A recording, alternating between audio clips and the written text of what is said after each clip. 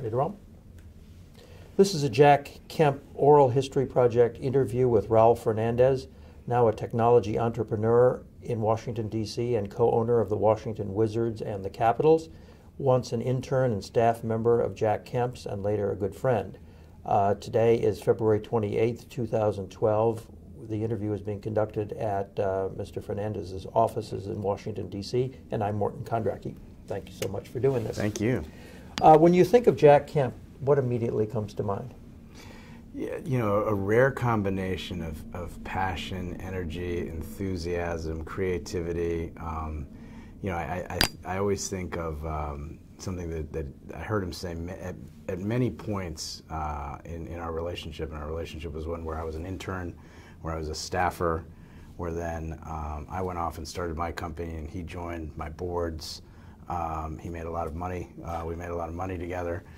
We became closer friends. Did a lot of travel, but there's always one line which I try to remember all the time in business and in life, and that is being worthy of winning. Winning, not necessarily at all costs, not just for the outcome, but being worthy of being a winner. And what that meant. And he really did live that completely. And he lived that, on the football field. He lived that in his political life, in his family life, in his business life. And I think, that was probably the biggest impact that he had on me is, that phrase and how that phrase actually was lived and how I got to see that. Tell me about your discussions about that idea. It evolved over time. When I worked for him, first I started in the mid '80s as an intern. Kissinger Commission. The reason that I was actually brought on was I was bilingual. There were some documents in Spanish that they needed some quick translations on. So I had a summer job. And as I saw him take on different challenges in the Congress, because that then led to a part-time job that led to a full-time job. Whether it was housing and or education and vouchers, or at the time, Contras, it was always, around an idea or set of ideas or ideals that he was championing, and it was the championing of those ideals or ideals that was important, not beating the other side. And I think that's so different from everything we see today, unfortunately, in politics and business and in sports in many ways. That I got to see that just in different, kind of chapters in the different challenges that he had in his different roles, and role as a congressman, as a leader in the House, as a candidate aspiring, for the presidency or for the nomination of the Republican Party, and then ultimately a little bit at HUD, although I didn't spend much time there, but then just as a private citizen trying to make some money on one side, but also influence the debate, continue to influence the debate as well. So did you have specific discussions about what it meant to be worthy of winning? Yeah, along the way, discussions that were in some ways tactical, right, at the moment when we were growing our business, and when we were going from a private company to a public company. He was on my board, and I remember him asking me one time, like, how can I help? Can I, make an introduction? And the way that I would use him, we did a lot of work with Fortune 500 companies, and at the time, it was the dawn of the internet, and obviously everything internet and web was a boardroom discussion. So, companies didn't have websites to interact with their partners or their customers. They were building them, high-level discussion, and we were getting a lot of that work. And one day he said, "Look, can I do intros?" I said, "You know what? What you're great for is everybody loves to talk to you.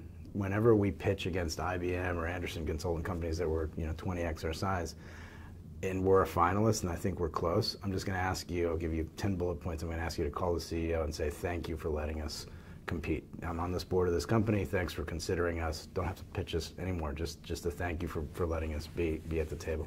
And he did that all the time, and we won a lot of them. We were good, so we were worthy of winning on our own. But he did that a lot, and it was small examples like that. And I think in politics at all times, hearing him either comment on or actually being an active participant, he wasn't about beating up the other guy or beating up the person that had a message that was 100% opposed to his. It was about really debating the ideas and winning the war of ideas, not beating up the opponent, the messenger.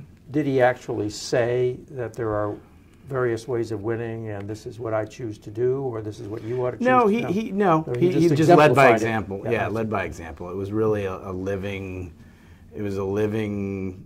kind of set of examples. It wasn't just one. It was really constantly leading by example. So he that's probably one of the biggest imprints that he had on my life. So is worthy of winning his phrase or your evaluation of what he was all about? I think it was my evaluation of what he was all about. As you know, he loved to speak, so I'm sure he brought those words together at some point. But it was more my evaluation of what was about it, and that led to frustration. I remember at times where they wanted him to be more aggressive, as a campaigner, more negative, and that just wasn't in his DNA. I don't think he couldn't even fake that, and so so it was down to his core. It wasn't, I think it was part of his makeup. It wasn't just something that he bought into, Mm-hmm. Because in all the interviews that we've done, I've never heard that phrase before, and so it must be something that you've come up with about him. So what would you say are your standout experiences with him? Just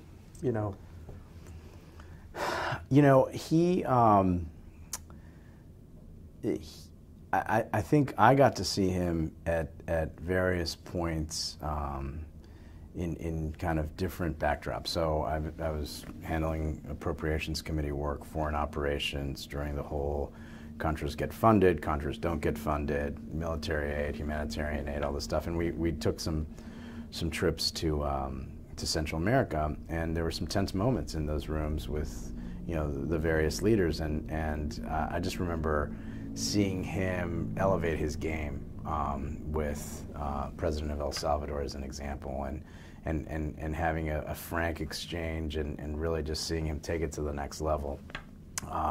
I think he was, just like a lot of great athletes, when they're challenged, they automatically go to that next level. So that was one example. In countless hours in the boardroom where where he had great feedback, great input. And then private time. It was the first professional boxing match I ever went to. I went to with him, and in Las Vegas, and we got to fly around the country together, either for going on business. And the one thing I miss is he was one of the guys that I could at any point say, hey, we're in the playoffs, we're playing in Miami, game's tomorrow night, you want to meet me in Miami? And he'd be there, he'd show up, and he'd be my traveling buddy to show up to these. So, miss a lot of that. So we got a lot of private time, especially from 1999 on. Is where we spent, a bulk of the time. The rest of the time was time that I spent, working for him in kind of different chunks. Mm-hmm. He was on your Proxicon board. Yeah, he was on my Proxicon board and my Object Video board. Mm-hmm. Yeah. Okay, let's go back. How did you first come to work in his office? So I want to say it was the summer of '83, '82. My dad worked at the Inter-American Development Bank, and there was a national Republican kind of Hispanic event. My dad would always encourage me to go to these events with him. So you were in high school. I was in high school. To dress up in a suit, come downtown, meet him. We'd go somewhere, go home, and I met Joe Rogers, who was Jack's then chief of staff when he was, I believe, chairman of the House Republican Conference. And Joe said, "Hey, I need a kid." To my dad's friend, I need a kid that will do an internship, speak Spanish. And has, I think at the time, some computer skills, because that was the first time that compact computers were being rolled out on the Hill. So it was going from those mainframe or mini computers to what became ultimate desktop computers. And my dad's friend said, "Hey, come here." Got connected with Joe Rogers, got an internship, and that's how it all started. And it started in the summer, and then it started part-time during the school year. So you met Joe Rogers at this? Met Joe Rogers there, yep. And then Joe Rogers was working at the Republican Conference. Right. And so then when did you meet Jack? It was that 84, that summer of 84. So you come start working at the conference, and what does he walk in one day? And No, he was, so two offices. Conference office was in Longworth. His office was in Rayburn. I went over there to the main office one day, got introduced to him, tried to throw some Spanish words around. We talked for a little bit, and he tried to throw some Spanish words around. How was his Spanish? It needed some work, and we never did finish working on that. So, but we, that was also the time of Kemp Caston and all of those different, Bradley Gephardt, all of those different tax bills. And all of a sudden at the conference we started ordering some new equipment, some new hardware, and I got put in charge of deciding what to bring in.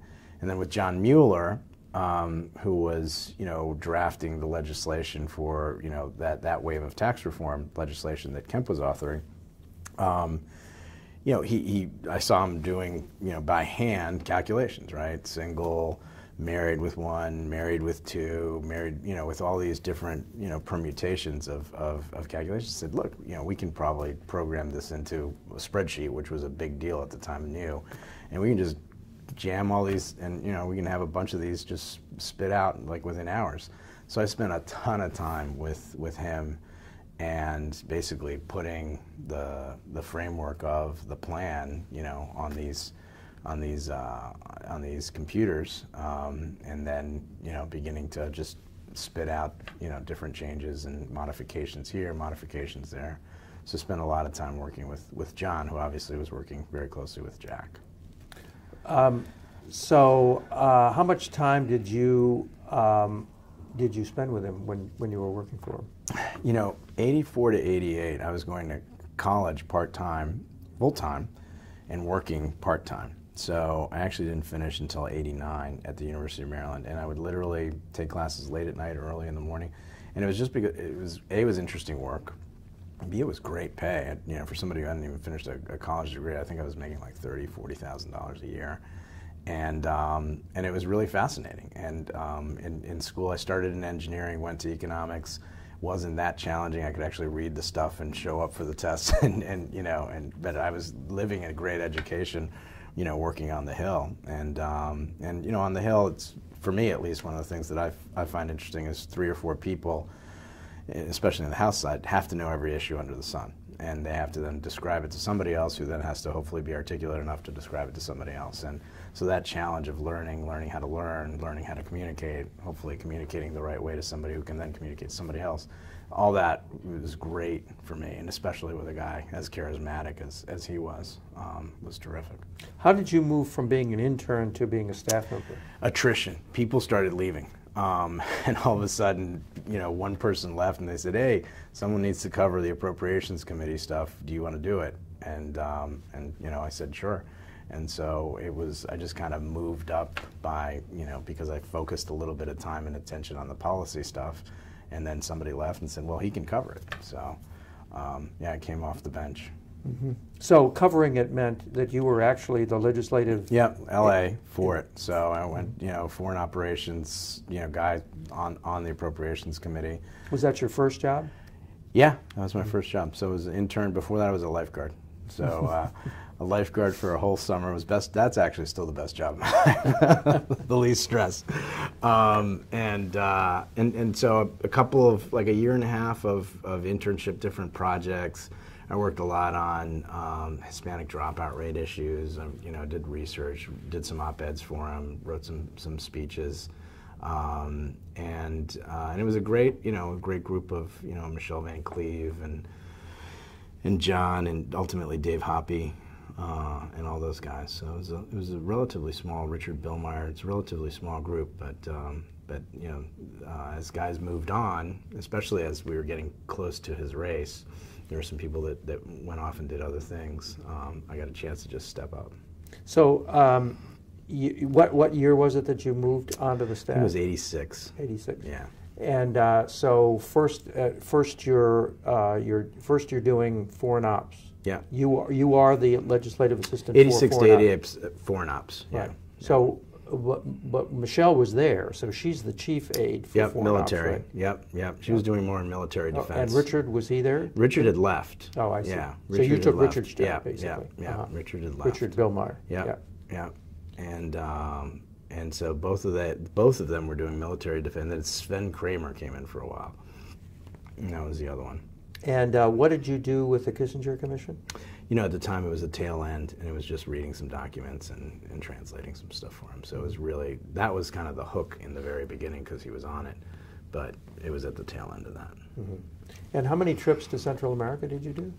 Or to foreign I trips? did with him. I think I did like 3 trips to Central America, but he did a lot more because there was a lot of traveling then. So what did you do when you traveled with him to Central America? We had we went to the Contra camps on the border. We met with the various presidents that we were supporting at the time. We met, some opposition, and it was a group that, that included some of the conservative think tanks of the time, some of the conservative leaders at the time, like Howard Phillips, et cetera. And it was mainly to go see firsthand, what these guys were doing and see the operations. And it was interesting to be, at the time, I always remember this Contra camp, and these guys were under a tent, and they had these TRS-80 computers, these Radio Shack computers, like one of the original Radio Shack computers, and they were, they had databases of like troop movement and inventory and all this stuff on there. So it was eye-opening. It was fun. This was in Honduras? Yeah. And were you his translator?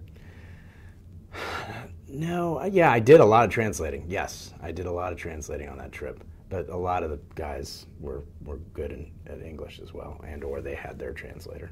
Mm-hmm. So, but I did do a lot of translating. And you mentioned meetings with the president of El Salvador. Yeah. What happened there? All I remember was a heated exchange, and I remember walking out of it saying, how he calmed everybody down, and then was able. And again, I don't remember the substance of it, but it was a moment where he kind of took command and was able to was able to get everybody back on the same constructive kind of page, as opposed to the bickering that it was evolving into. Because the issue, if I remember correctly, with El Salvador was that, depending on who the president was, if it wasn't Duarte, right? I think it was Duarte. Duarte. Because Duarte, as I remember, was a kind of a moderate, and he had right-wing death squads to contend with, and he also had left-wing revolutionaries. Yeah. But you don't remember what the... I don't remember what it was Duarte. Yeah. And... any memories of Contra camps and stuff like that besides the computers? Jack's interaction. With Jack's interaction, it was just looking at the equipment and looking at the computers, and we had those guys in our office a lot. Calero and God, I forget all the names. Bermudez. Yeah, Bermudez, and the military guy, right? Bermudez is the military guy, and they were in a lot. And he was a big advocate, and because he was on that committee, he was when it was humanitarian and military aid, he was able to be a good advocate there. Mm-hmm. So what other jobs did you have? So you go from an LA for foreign ops, and what other jobs? It was pretty much we carved it up as, it started as intern, kind of tech assistant, helping John part-time, and then it translated into and doing some of the policy issues that I cared about, which was especially Hispanic dropout stuff. I would just add content or help if there was a speech coming up, et cetera.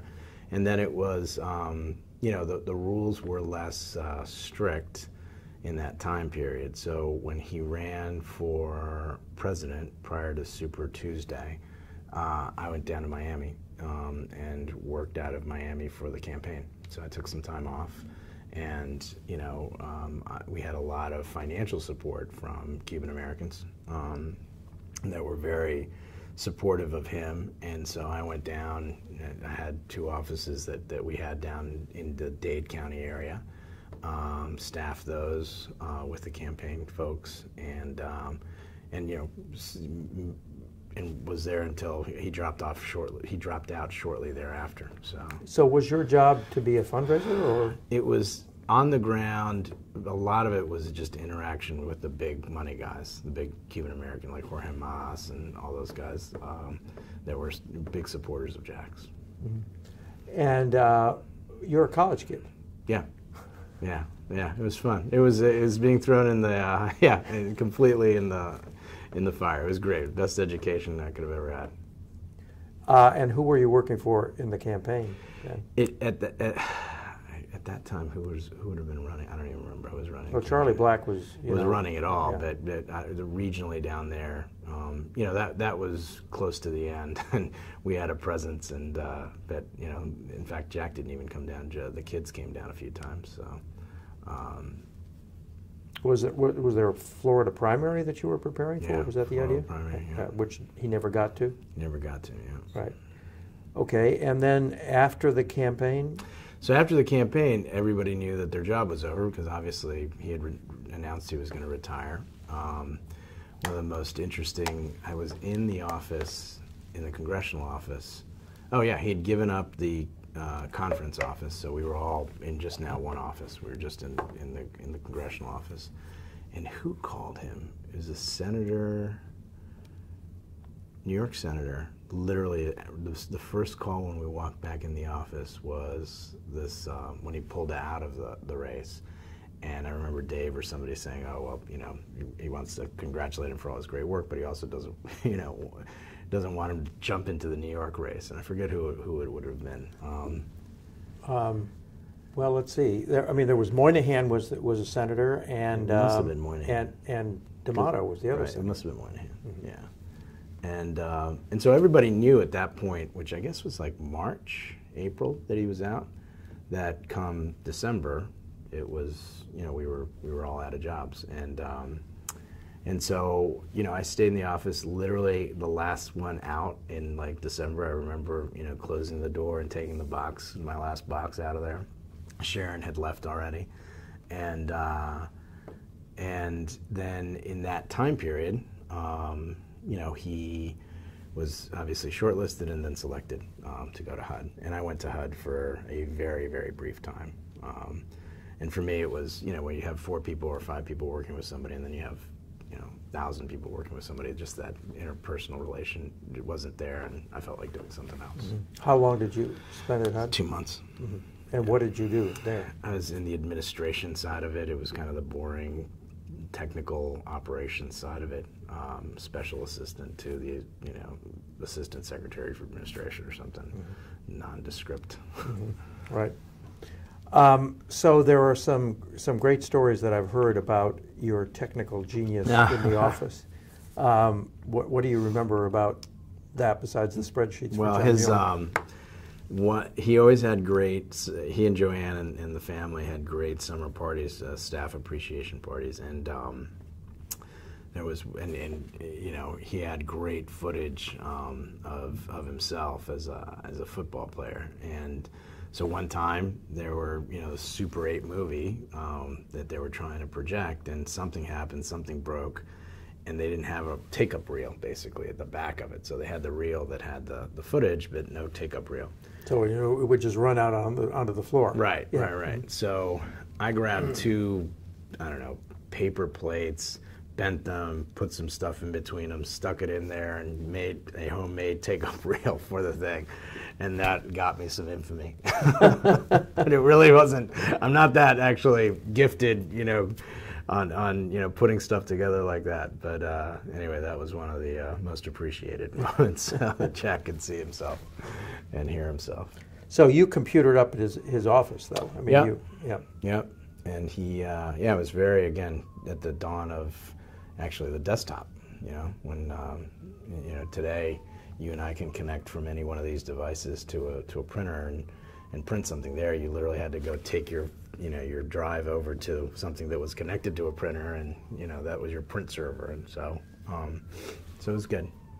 Well, and as I understand it, you helped John Mueller go from a selectric typewriter, Yeah. memory selectric typewriter, to a computer. Yeah. Tell me about that. Yeah, no, everybody, because I got, we were fortunate in the sense that we had a decent budget, and so I was able to talk to different people and say, okay, so what do you use? What do you need? And then I would order the right equipment for him, and that's where John went from, literally a typewriter to what looked like a sewing machine, because literally there were probably 2 trash cans with a handle, and that was your desktop. Pretty comical in size. And now this has probably 10 times the computing power that has. Right. So you weren't ever his driver or anything like that? No. Did you ever go driving with him? Yeah. I'd rather drive than him because he was a little scary as a driver. Tell me about that. Tell me about that. No, we again, mainly on the road after work life. We'd be in different places, whether it was skiing at that private place that he owned a house at, which was fabulous. It's Vail, right? No. There was another one. The name will come to me, but it's literally a private mountain and they owned a house there, and he took me once, and it was literally, there was no one on the mountain. It was completely private, really high end. That Yellowstone, the Yellowstone Club, is what it was called, and we had a great time. But he was.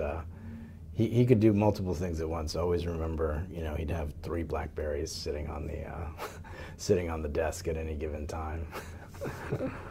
So why did he need three Blackberries? Well, I don't know why he needed 3 of them, but he had 3 of them. So it was always 3 phones or phone/Blackberries. So what kind of a skier was he? Very good. Yeah, very good skier. Was he reckless? No. He wasn't reckless. He wasn't reckless with me. He was aggressive, but he wasn't reckless. Played tennis a few times, over the course of that time. He loved to be active, and he had a ton of energy, ton of.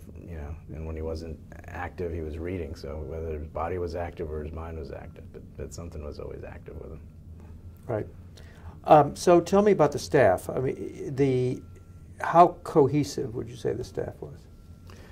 I think pretty cohesive as an organization. There was a lot of respect, I think, for the ideals, and people were drawn by his charisma and his ability to I think uniquely move the ball forward. In a different way. I mean, he really did reach out across the aisle. He really did engage. He actually liked, engaging with people that didn't agree with him. Found a ton of common ground with people, and people, were attracted to him. I mean, I talk to a lot of Democrats who remind me all the time that they miss him a lot, in this debate in general, and he was just a fabulous guy, and unfortunately that DNA is kind of lost right now. Yeah. How did he interact with his staff? I mean, did he know everybody's name? Yeah, he knew everybody's name, and demanding.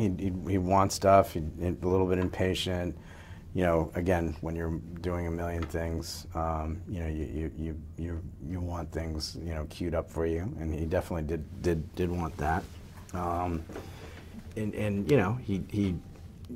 had to be ready. You had to be ready. Or he'd yell at you. What would he yell at you? No, he'd just say, like we were in a meeting and there was an amendment and I didn't have the right copy of the amendment, and he's like, "Where the hell's the copy? Where's the right copy of this? This isn't the right copy of the amendment." And so, he was good, but it was also, very. It was never condescending. So. And even as a college kid or as a high school kid, how did you feel that he valued you? Oh yeah, absolutely. And he liked people, and he liked being around people that kind of shared his vision or his mission, and and he enjoyed it. So And ultimately, he likes teams, and quarterback is probably one of the most important positions in all of pro sports. So he likes teams, and some of the more memorable. So over time, as you know, Michael Jordan was our partner here. Spent a bunch of time with Michael Jordan and Jack Kemp. One of the most memorable dinners I ever had was with Michael Jordan, Dan Marino, and Jack Kemp and I in New York City. And Jack and Jordan going, there's no quarterback in basketball. Basketball's not that great of a game. And, Jordan giving it back to him. And so he was, and he was obviously a lot older than we were, but he was almost transgenerational in terms of, especially with sports, how he could connect with people. And he was also that way, from an ethnic or economic, bounds. He can connect, unique way of connecting. Michael Jordan was a partner in Proxicom, or no? And he was one of our partners here at the Wizards. At the Wizards, yeah, right, for a brief period of time. Yeah.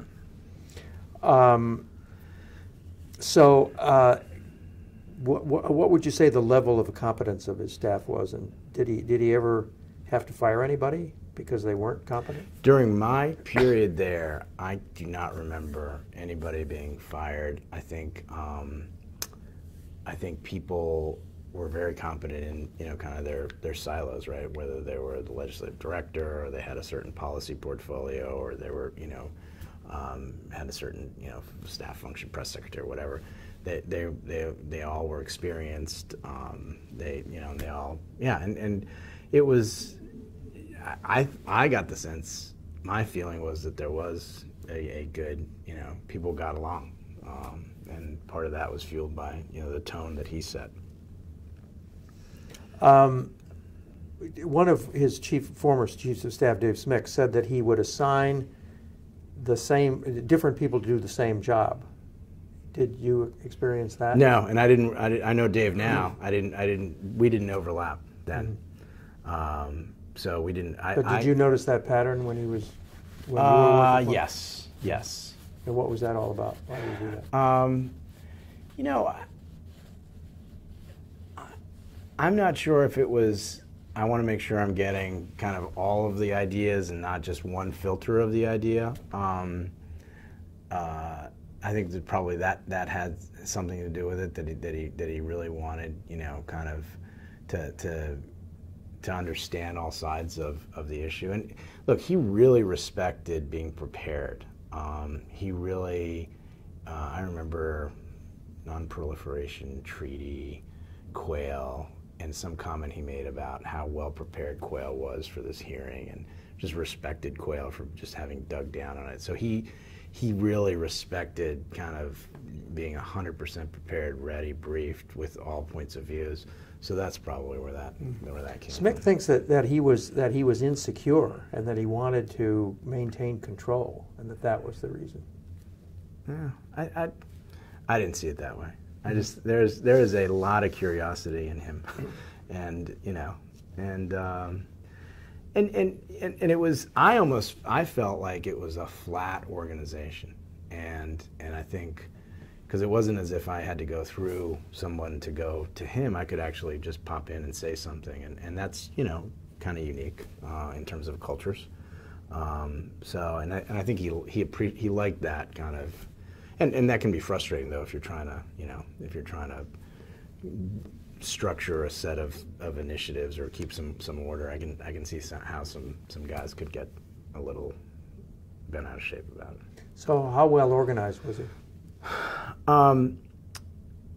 I think as a minority member that was championing ideas, he was very well organized.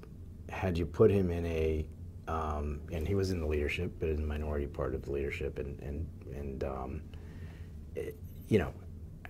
could that have translated well once you were, in charge and running legislation and running, I don't know. I don't know if he. I got the sense he enjoyed less the administrative stuff and more the, the ideas. Obviously, the ideas have got to go through administration in order to become laws, but he was more the ideas guy than the administrative guy. Okay, here's how I'm going to get, X number of votes to put this one amendment over the top, which is going to move. It's less that level of detail, more the higher. Mm-hmm. So he didn't, when he was trying to get support for a bill, how did he work that? Interpersonally, he'd reach out to people. He'd say, can you read this? Can you, get back to me? We consider joining me on this. He cared a lot about, I remember stuff we did with Fontroy here, with housing, the early opportunity zones, empowerment zones, public housing stuff. It'd be one-on-one. Did you get involved in that, in enterprise zones? Just on the tangent, yeah. Somebody described that the office as frenetic.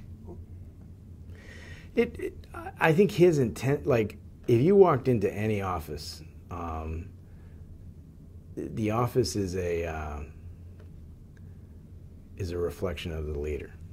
And again, he was unique. He had a ton of energy, right? Not a lot of those guys, had or even have today that level of energy. And he had a certain amount of star power, whether it was because he was a former football player or, or because he was articulate and a rising star. And yes, that did lead to frenetic. Somebody said that he was like a scrambling quarterback, that he... Yeah, he liked to do, yes, he definitely did.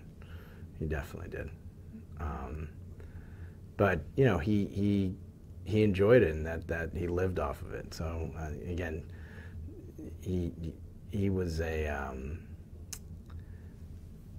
He liked movement and moving things forward, not necessarily sitting back and thinking about how to do it. And how did he fasten on a cause or a movement? Clearly taxes were a big deal with him, tax reform, but he had all these other things as well. The Contras, democratic capitalism, right. Enterprise zones. Where did all that stuff come from? That's a great question.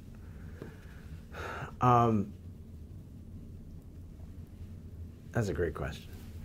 I think a lot of it came, I don't know how curious he was or how it, in college, before college, and then as a player, you hear stories of, read a lot of books, etc.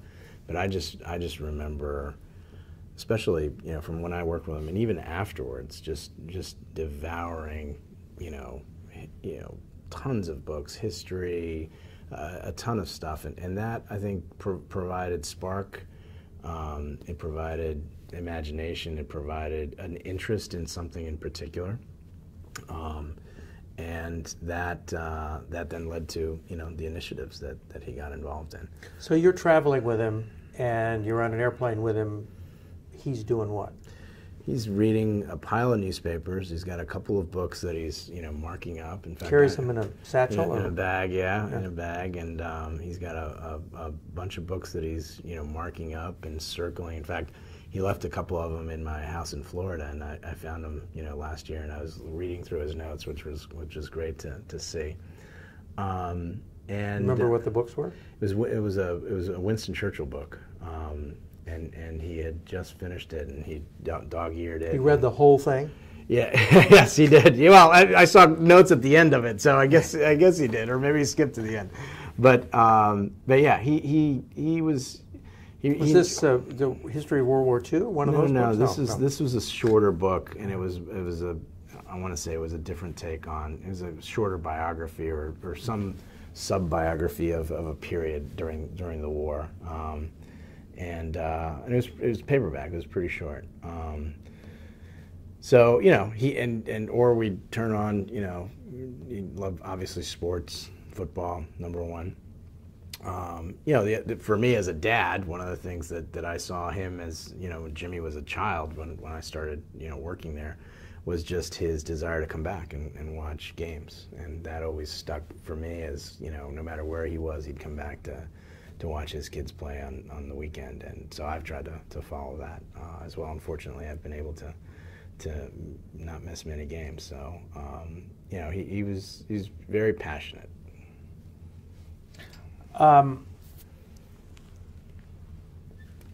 Would you say that, and I take it he worked hard? He worked very hard, and even after Congress, I'll give you a great example. I forget what year it was, but it was the first time that we got vouchers passed here in the district, and we actually had a Republican-controlled School vouchers. Yeah. So if you were in an underachieving public school in the district, this program lets you take your opportunity scholarship and go to a private school. This was really at the beginning of the whole charter reform program here.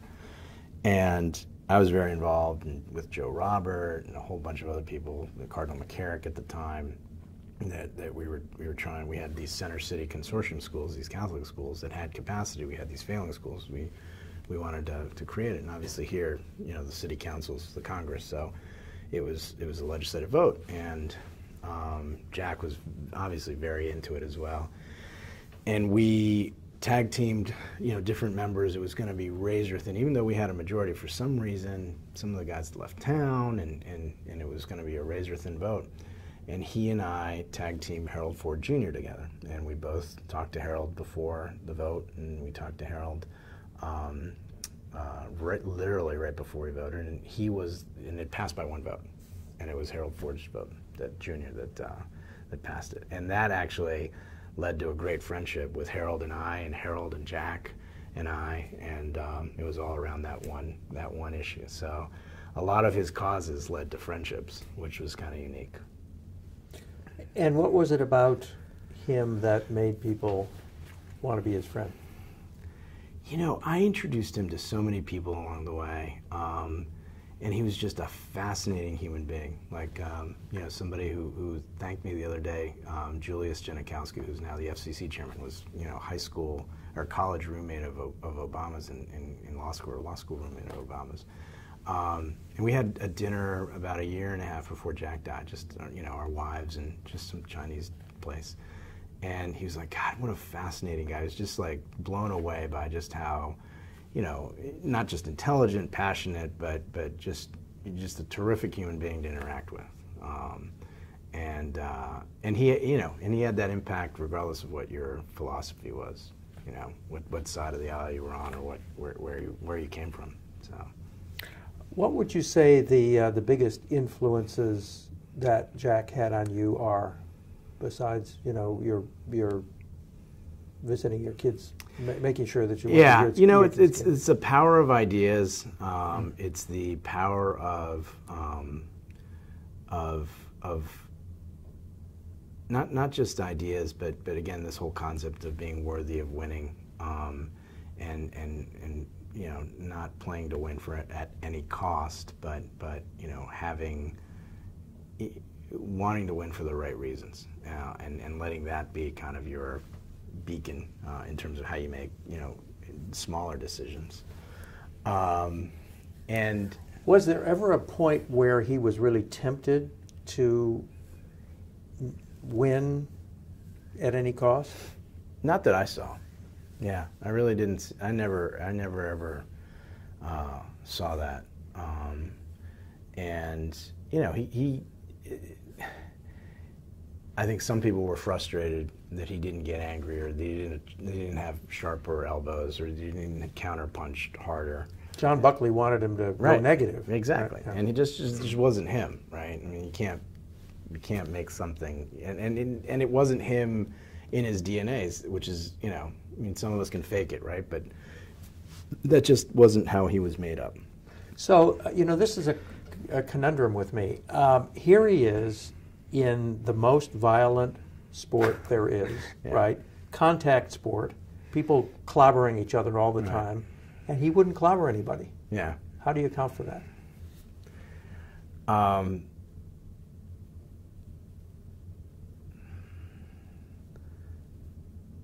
You know, I whether it was wanting to be more of a finesse player intellectually than what it, than what you were afforded, to be as a football player? I don't know. That's a great question. I don't know. Because he was competitive. He was. I do think, as I look back on it, and at the time I thought, oh my God, how can you?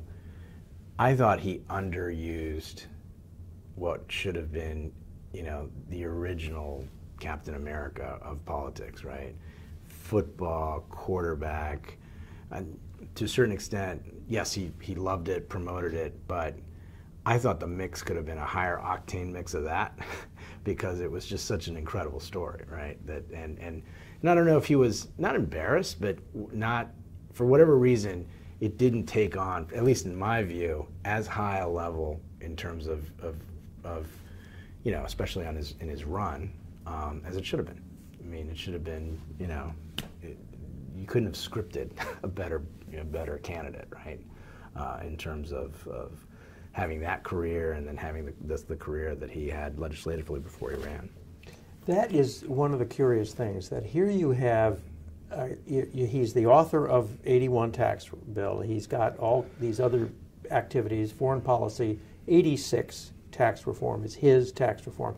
He's a former football player, star football player, and yet his image when he ran was not as exalted as it probably deserved to be. How do you account for that? I think that's where maybe he had some level of insecurity, and maybe that's what drove him to read so much. That he was being seen as the jock and not as the, as a legislator, as the intellectual leader of a movement or a reform movement. And I think he had a hard time balancing that because, I mean, in those shoes, I would have grabbed all the jock I could have gotten and thrown it in as much as possible, right? Because that's what it sells. It's the American dream. It's an incredible story. And for some reason, he's uncomfortable with reaching too far into that part of his world. I don't know why. Mm-hmm. Were you ever involved with the sort of the brain trust, the Jude Winniskis or the Irving Kristals or any of those people? I was too young. I was too young and too late, right? Because a lot of that stuff had happened already with Crystal and Laffer and all those guys.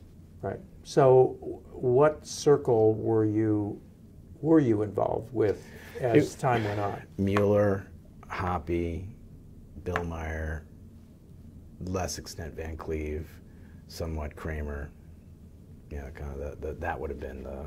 That was the staff. Yeah. And what about during the Empower America era? I was just a contributor.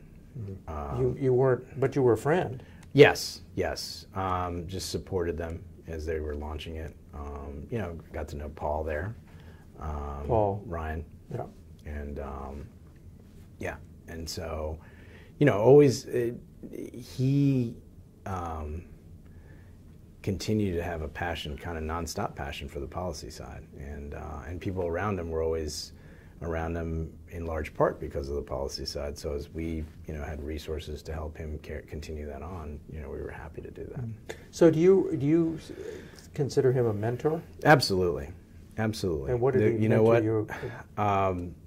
By just being able to be so close to someone who was riding so high and being able to see all of, it was a life for that period of time. It was a lifelong, internship for me, in the sense of just coaching and feedback. And I always remember one board meeting, he's like, God, I've been in a lot of meetings with Larry Ellison and a bunch of other guys. You ran this better than any of those guys did. I mean, that sort of feedback, is terrific. No matter how well you do, it's awesome to get, that sort of feedback from somebody like him.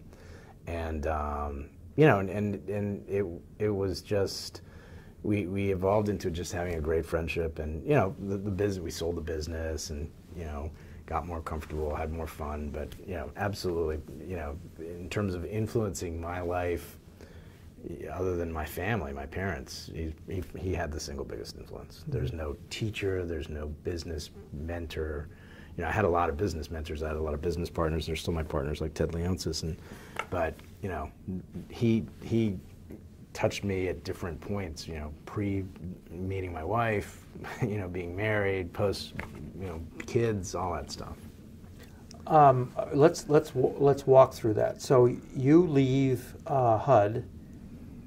This is '89, presumably, Yeah. right? So then, how does your relationship go after that? Yeah, lose track for a while. I went to a defense contractor in the marketing department.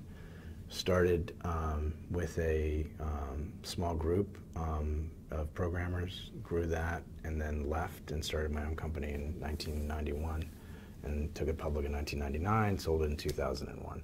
Okay, so Nike. So are you back with him in 1991 when you found? No, I'm back with him somewhere after Bush, after HUD. Is when I got back in touch with Empower America, started supporting Empower America. How did that happen? I don't remember how that happened. We reconnected. I started supporting Empower America. I asked him to come on the Proxcom board. He came on the Proxcom board very early. Actually, yeah. How early? 1995. So he was there. You were still private? Yeah, oh yeah. And it was a great board, and he had Ted Leonsis and him and some private equity guys, and they all have extremely fond memories of those years. He was very active, be at every board meeting. Again, everybody had like different roles, right? Like Jack would do certain things for us, and another guy would, Ted would sit with our marketing guys and sit for hours going over our strategy, and the technology guy would look at their technology. So we had a great group of different individuals that not just sat around the room and heard the reports, but actually got their hands dirty. And Jack's job was to intervene with Jack customers. did great with meeting customers, and mainly reaching out and trying to level the playing field for us in terms of kind of high level decision making. And he'd come to our offices. We had probably 500 people here in Reston. He'd come and he'd when we had these celebrations, and he'd hang out and talk to people. He was very active. And this was his first board, as I understand it. I believe it was, yeah. And then he joined Oracle, and then he had to get off Oracle. No, this was his first board, yeah, because he joined Oracle afterwards, yeah. And how did he come to join Oracle? I think he, through Tom Weisel, met Larry Ellison, and he was on Oracle's board for a while, yeah. Sharon says that that he learned how to be a board member from you, basically, and that he became a great board member. Yeah. Yeah. So if he was your mentor, what did you teach him, do you think? Or what did you do for him? I think he got to see my dream, and he got to live my dream. I mean, literally $10,000, that I put into the company in '91, and sold it for $500 million, and he got to see that whole ride, and he got to see the buying of the teams, and got to experience all that stuff and all the fun things, and there's some highs and lows along the way, but it was mainly, it was a lot of work, but it was, it wasn't like, oh, product failed, it moved up and to the right. Not necessarily always at the same pitch, but it moved at a good pitch. And how often would you talk to him during those years? Gosh, I mean, at least once or twice a week for different, whether it was to get together for something, or to plan a trip, or to have him call somebody, or to follow up on, a discussion. Yeah, a lot. And did he give you advice on how to grow your business, or was it mainly? No, it was he. You know what? He would whenever there were a certain set of facts that were fully briefed, he would absolutely give his opinion and thought on it. But he would chime in. I mean, he would chime in like. Did he understand budgets? Yeah. He understood budgets. And having worked with him for so many years, when you work for somebody, you kind of figure out how they learn or how they take in information, And so I was pretty good at giving him content that I knew he'd just process really quickly. And so I think that's one of the reasons over time that we worked pretty well together. Mm-hmm. Did he understand tech stuff? Yeah, yes, he did.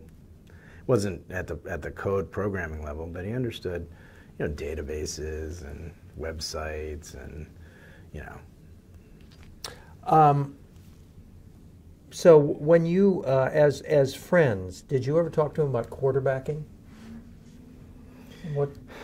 Yeah, about leadership and the huddle and what it takes to lead and I think one of the things over time that I always enjoyed with him and others like him is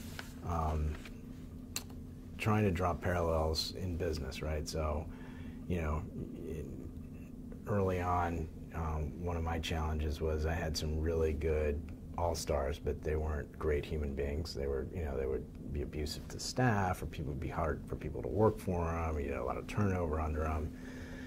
And initially you're like, wow, they're an all-star, you can't get rid of them. So I talked to them a lot about, chemistry, right? Teamwork, chemistry, and over time, we made some good and bad decisions in the teams that we own. But trying to draw some of those lessons of, These are your sports teams.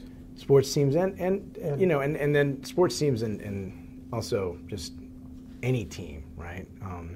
And like one of the things I've learned, and I tell when I mentor guys is, look, I don't care how great, an all-star, if that guy's a prick and it doesn't align with your values, just get him out. Get him out earlier rather than later, because you're going to get him out anyway later. And, and you're going to cause yourself a lot of damage along the way. And so just, how... Is it something Jack taught you? Yeah, we had a lot of discussion about it and about what, how to deal with people like that and what's the right decision making. So there was a lot of discussion about that. And some of it, I learned up front, some of it I didn't. I made the mistakes and, then I fixed it and figured it out later and I fixed it. Did he ever talk about any pricks in his background? No, he was unbelievably positive. That's the other thing, which no is Daryl LaMonica. Yeah, it's really wild how, and maybe I'm filtering it, right? Maybe he did and I just blanked it out, but, he's unbelievably positive. Bob Dole? He had great stories of interactions with Jim Baker and, having some heated discussions there and being passionate. He'd be candid about people and what he thought about them, not in a mean way, but, like Bradley, Bill Bradley. You ask him, what time it is, he'd tell you how to build the clock, I remember him saying that, and he wouldn't tell you the time, and, so he had, and it was interesting, because I remember McMillan was the only other professional athlete there weren't a ton back then, and in Congress. In Congress at the time. I think McMillan was there. Yeah. Tom was there. I think that may have been the only one. But I think there was this love-hate relationship with other jocks that turned, to the Senate or the House. Because at the time it would have been McMillan and Bradley and Kemp. I think would have been it in terms of pro athletes up there. But again, this was. What did he tell you about Jim Baker? When they had a heated exchange, I guess in front of Bush, and Baker, I think, called him something, and he went at Baker, and somebody had to break it up, and which is pretty wild, because I had never seen him lose his, physically lose his temper like that.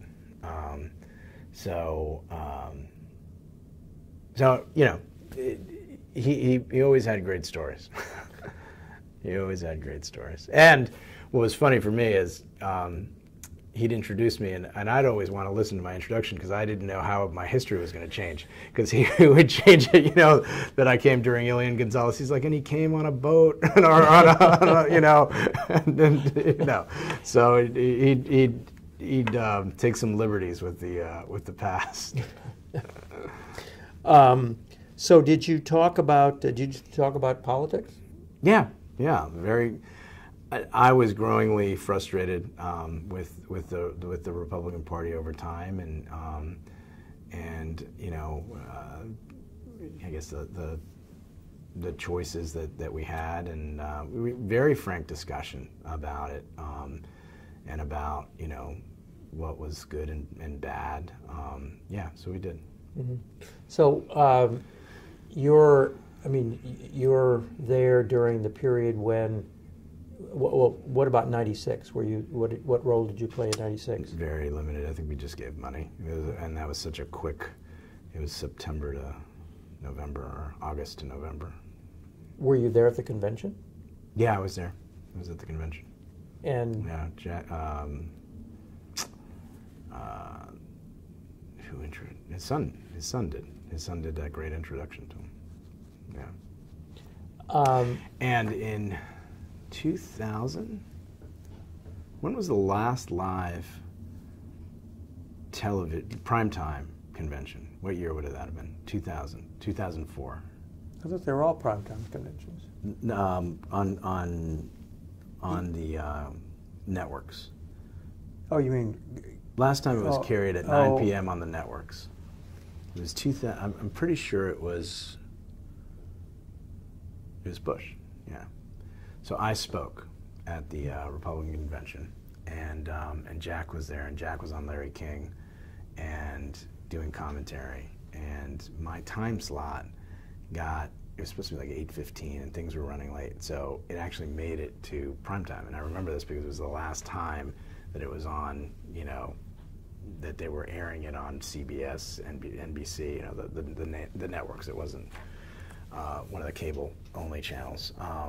And I spoke, and I saw Jack there, before and after, and he did some, he talking about the American dream. He said Raul Fernandez, who spoke earlier tonight, has lived the American dream and all this stuff. So, we crossed a lot in that, and he was always a huge promoter. I mean, in terms of just wanting to introduce me to people and meet different people, and so he was fabulous. And what did he think about the direction of the Republican Party? The negativity, I think when you think of the antithesis of being worthy of winning, it's kind of what we're at. And he was very, very down on it. I think much more now than then, very much down on it. And just some of the... This is in what context? Do you remember? This is I was...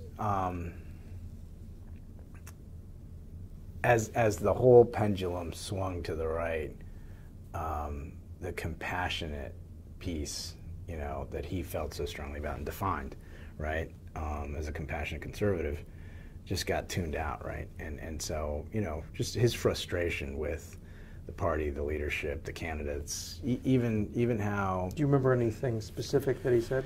Let me think about it a minute.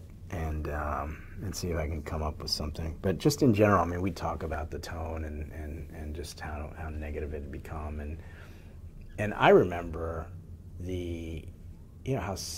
how civil, even though they'd argue, they'd be civil, right? And they'd get stuff done. They wouldn't, not like today. I remember Raul, right, chairman of the Appropriations Committee at the time, at 2 in the morning, we're in a markup session. And Ways and Means. And so, Ways and Means. For whatever reason, I was in that meeting as well, and because I remember them saying, Jack and Roskowski were going at it, and he's just like, just split the difference on this, split the difference, and they solved it, right? And they got it done, and so I don't, I think he definitely over time just got more and more fed up with, kind of the both sides, polarization. What about Latinos? He thought he was one. He thought he was one, and he thought it was a missed opportunity for the Republican Party not to have, taken advantage of a gap in time on immigration issues. I mean, huge, obviously he's out of step right now, right? His ideas, the Julian Simon ideas of more immigrants make us stronger, completely out of step with that side of the party. But he believed it. He absolutely believed in it. And the Pete Wilson thing in California, Yeah. did he? Yeah. talk to you? I remember he and Bennett, right, went out pretty strong on that, and you know that's he would stand up and he'd pick a fight, you know, if he needed to with his own guys, and you know he was his own, you know, he really was. It was his idea. He didn't have an agenda. He didn't have a, you know, it was what he believed in. What would you say the deepest conversation that you ever had with him was about? One of the most interesting ones was when Cardinal McCarrick came back from the Vatican for the election of Pope Benedict. And I had a private dinner that I had won at a charity auction, and Cardinal McCarrick, I wanted to talk to him because, you know, it is incredible. Once kind of in a lifetime thing, selecting you know the successor to Peter, and so we had dinner. It was Jack, Cardinal McCarrick, me, and another mentor of mine, Mario Marino, and it was just an incredible open dialogue about religion and about you know, and about the whole process of selecting a pope. I always remember Cardinal McCarrick saying that, you know, when and I remember saying, look, we've all been in meetings in important places. We haven't been in the meeting you just came from ever. And so what was it like? And he said, you know, it wasn't an election or a selection. It was a discernment. It was a discernment of what the Holy Spirit had already ordained. And, you know, it was trying to discern that, and that was the right answer. And it was just a fascinating night of trying to get as much as you could out of him. What was Jack's? Just, he was taken by it. I mean, he was asking a lot of questions. He was, you know, listening to it. It was just a great, you know, and the Cardinal's just a fabulous guy. And I told the Cardinal that I'd actually placed some money on him, and his odds had gone up like right before the election. But it was one of the most memorable kind of interactions about just religion and you know that you know how the institution just, you know, evolves itself, and you know all the magistry of it, some of the technical aspects to it, like, you know, how things actually, you know, how you go through the voting, how the doors are closed, how there's the older cardinals that you can, you know, beyond a certain age, they're still there, but they don't vote, but there is a little bit of time where they get, you know, to have their say. And yeah, so he was just going through the whole thing. It was a great night. And did you ever talk to Jack about his own faith? Yeah, we not deeply. I mean, we were close, but there were certain areas where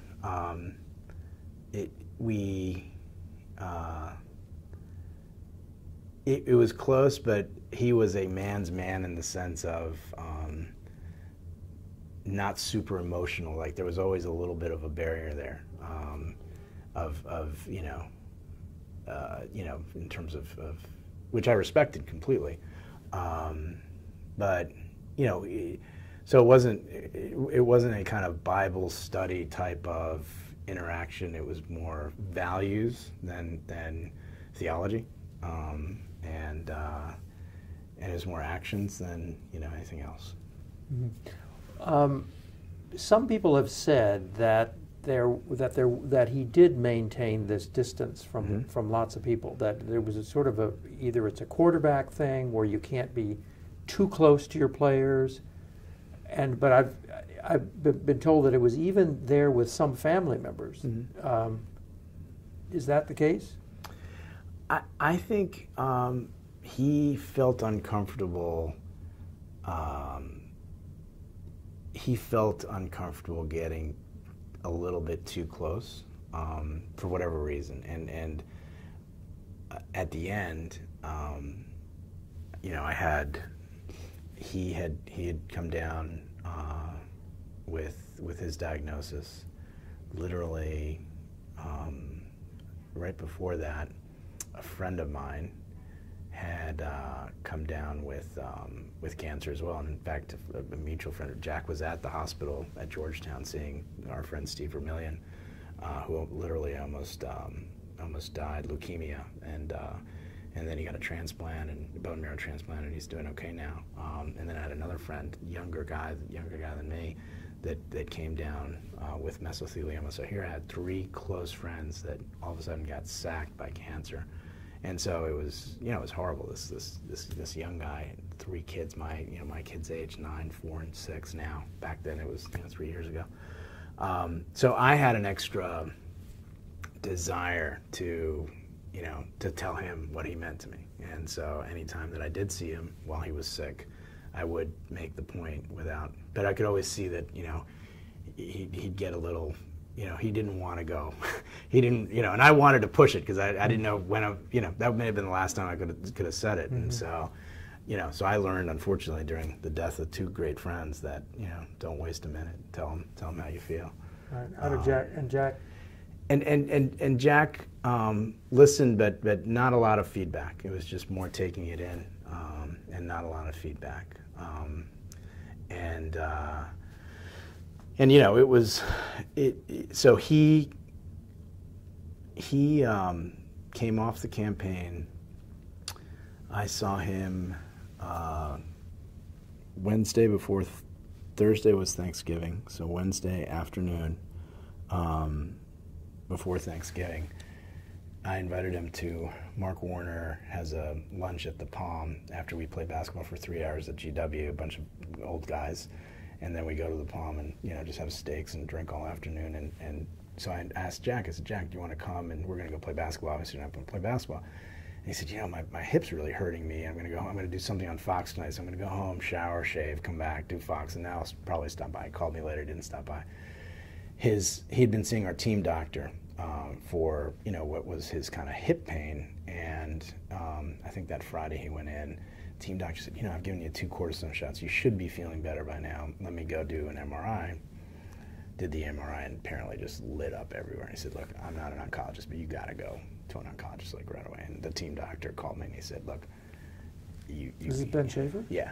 Mm-hmm. And he said, you gotta you say whatever you have to say to him as soon as possible because this doesn't look good. Mm-hmm. It's everywhere. Mm-hmm. And so it and that's when it started. And then Ben Schaefer told you that he told Jack this. Yeah. Do you have any idea how he took it? How Jack took it? Yeah. I talked to Jack like the following week. He told me, and he said, and I said, look, you got to fight it. You're going to fight this. You're going to, for whatever reason, I didn't, tell me the context of his telling you. So he called me up and he said, I've got cancer. It's spread. We're trying to figure out what to do. It's pretty, spread. And then I just started, well, you're going to beat it. Whatever you need, I'll help you. And I knew at the time that Larry Ellison was helping. Like everybody was everybody was just trying to figure out what the best approach is. And I just gave him a pep talk, and he said, "No, thank you. That's great. I am going to be like he. I don't know if others were kind of like, oh no, that's horrible, and they weren't giving him kind of the flip because he made a comment like, thank you. You're that's how I feel. That's what I'm going to do. Maybe it was hope, wishful thinking, but that's how it just came out that way. I wasn't going to be like, okay, this is our death talk. So he, and I got to see him a couple of times at the house while he was there. And in the week before he died,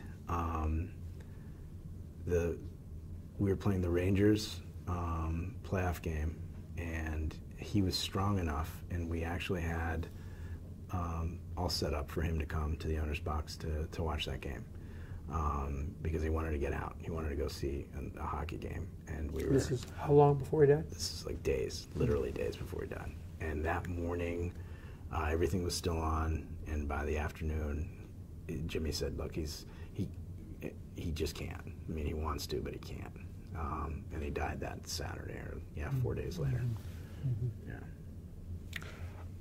Yeah. I remember when he couldn't talk, because I'd go see him and I'd talk to him and say, Jack, we're gonna when you beat this thing, we're gonna go down to Miami and have a great time. And he goes, oh God, I need that. So what would you say his strengths of character were?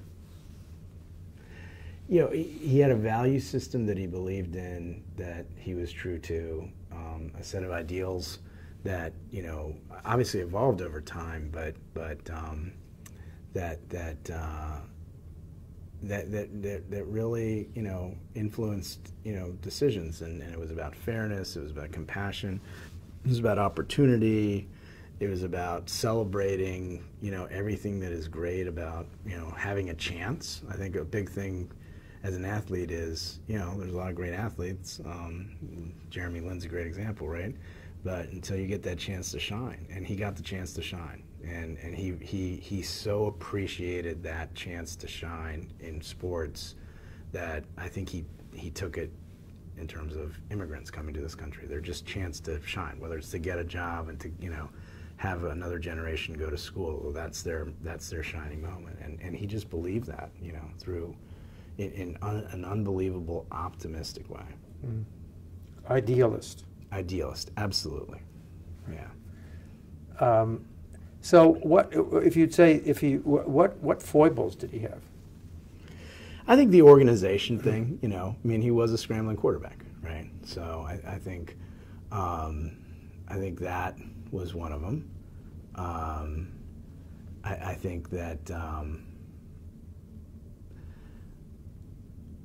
I wouldn't say it's a foible, but I always thought he could have done it again. Why not take another run at it? And so there was a certain frustration with some of us that said, look, you know. Oh, tell me about that. Just to run. This would have been post like yeah. more in the 96. Yeah, run again. Yeah. I mean, because Bush 1 had to run for re-election in '92, so it would have been '96. Yeah, yeah. And so did you actually go to him and urge him to run? Yeah. And he just didn't have it. You can tell he didn't. It wasn't in the belly to play another game. You know. So it was frustrating because you. So what did he say? He immediately just no way, just completely, you know, knock it off. Don't even talk about that, you know. But it especially now when you think about all the stuff that's going on today. You know, had he been healthy and a little younger, you know, he could have. I mean, he could still be in the game literally right now.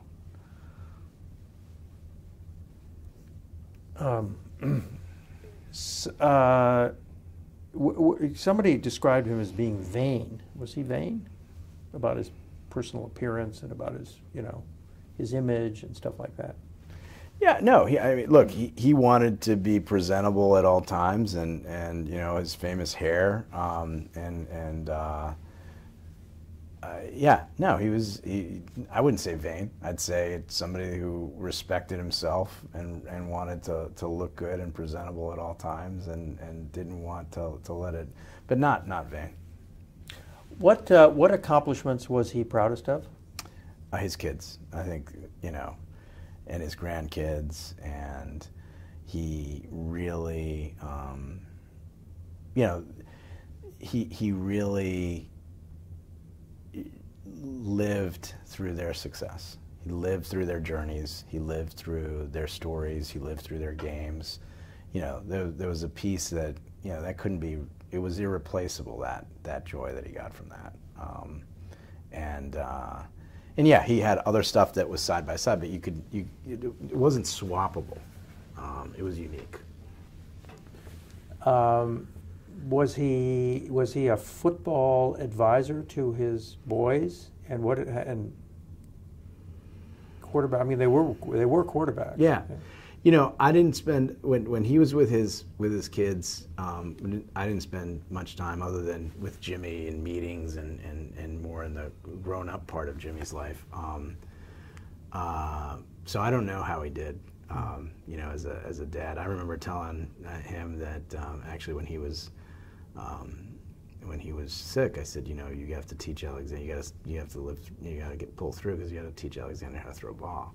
And so I said, I got you to teach him. I got Michael Jordan to teach him a little basketball, and I'll get Alexander Ovechkin to give him some tips on the ice. And yeah, so he got a chuckle out of that. But yeah, so I don't know that piece. Was he? Do you have any idea what he might have most regretted in his life?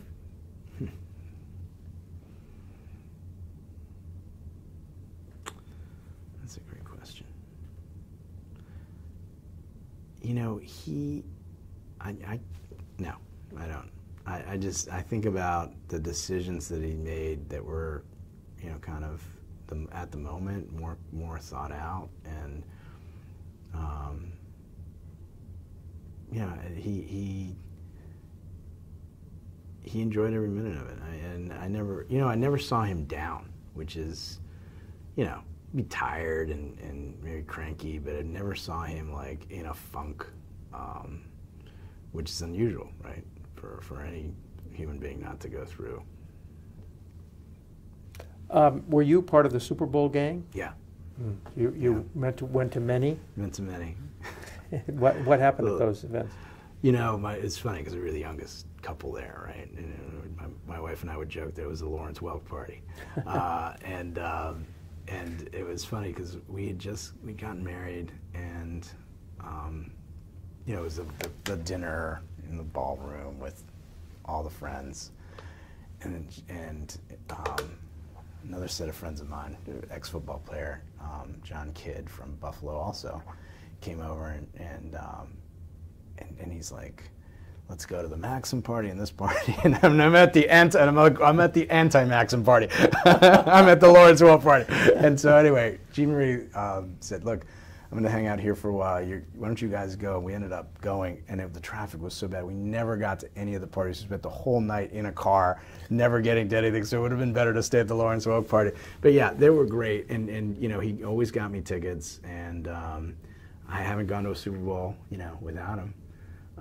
Yet. I haven't gone back to any of them, and it was just a wonderful weekend where he just got to reconnect with, you know, old friends.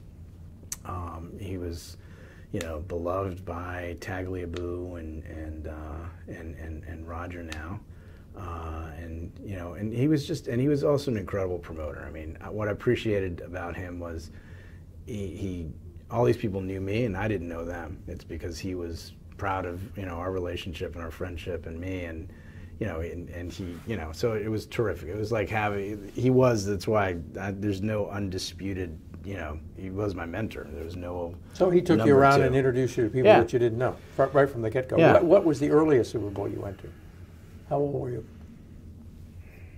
That's a great question. I don't remember. But you went to several, many. Oh yeah. Yeah. Yeah. You were regular. Yeah. Yeah. We went to many. What's the Larry Ellison connection? How did that develop? You know, I don't know how he got on that board originally, but he got on that board, and he was part of a lot of the serious committees that were doing a lot of, you know, work as Oracle was buying companies. I think that actually may have come together from Tom Weisel. And Tom ran Montgomery Securities, which became part of Bank of America, which then got spun out.